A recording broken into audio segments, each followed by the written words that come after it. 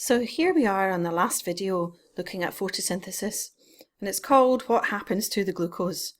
You will be glad to know that this is the last video, and what you need to always remember with photosynthesis, that although you might have found some of the stages and things a wee bit hard going, that if we didn't have plants then we'd all be dead because we need them to survive. So always bear that in mind when you're thinking about it. What we're going to do is look at, we've made our glucose. Well, what happens to it?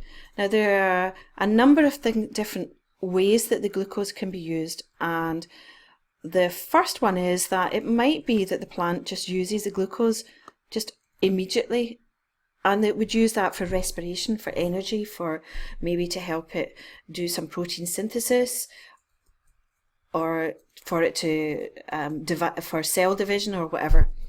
So that's the first use in respiration, for example, to provide energy.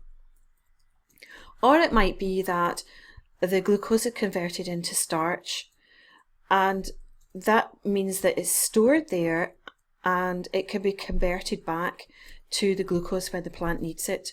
Or it could be used as a building material, and the building material we're talking about here is cellulose, which is what your cell walls are made up of.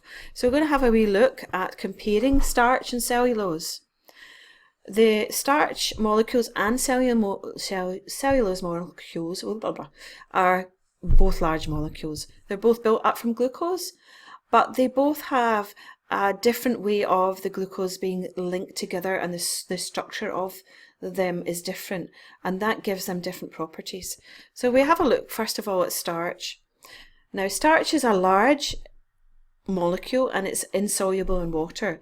That's the advantage of converting glucose to starch, because glucose is soluble, starch is insoluble. So you want to store it somewhere that it's not all going to dissolve away. Now we talk about starch acting as a concentrated energy store, because what we're actually doing is storing the glucose for a time that maybe the plant needs that energy.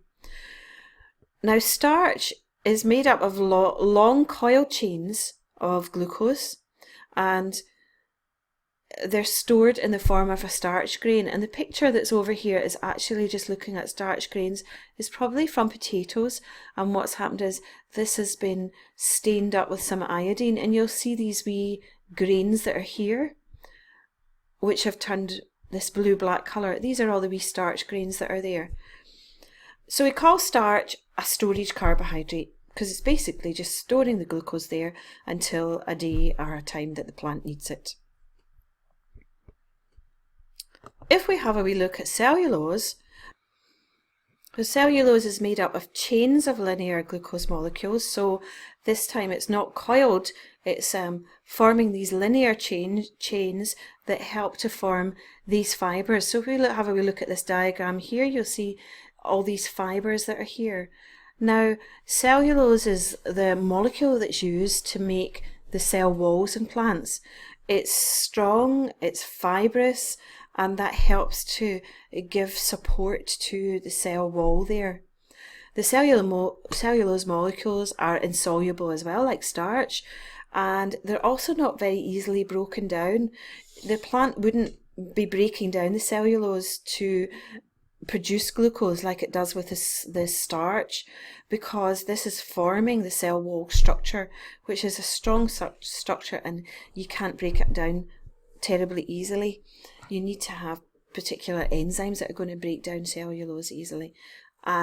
So cellulose is therefore, it's not known as a storage carbohydrate, it's known as a structural carbohydrate. And sometimes in exam questions you get asked the differences between the starch and the cellulose. So your notes can contain these two bits of information. And that is all that you need to know. You'll be glad to know that that is the end of photosynthesis. Thank you.